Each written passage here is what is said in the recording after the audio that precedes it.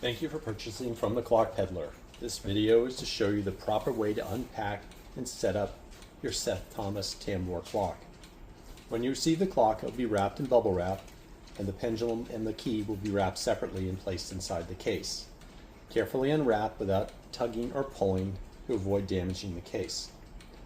Now with this particular clock, the pendulum leader is disabled in the back. There's a little, I just call it a bird's mouth, little place for it to hook, and it'll be in that position when you get it.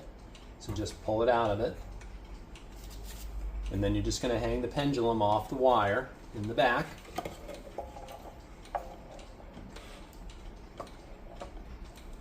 And that's all there is to hanging the pendulum. The clock is an 8-day clock, so you're going to wind it once a week.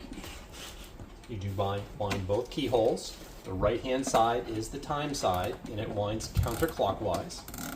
Just wind it till it feels full to you.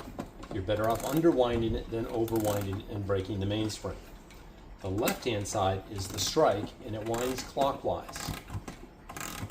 Again, just wind it till it feels full to you. Starting the clock is actually very simple. You can either reach in from the back and start the pendulum, or just tip the case like that, and that will start the pendulum.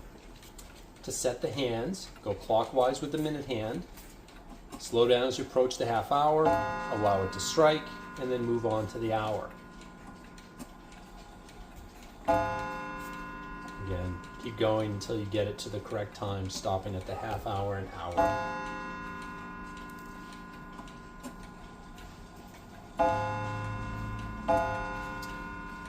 Now, should the hands be out of alignment with the strike, that is easily corrected.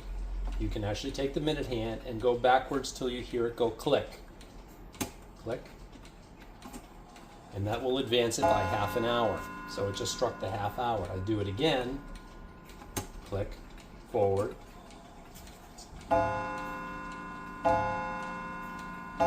So it just struck 3, although it reads 2. You can keep doing that until you get back to 2, or in this case, you can actually just move the hour hand to what it just struck.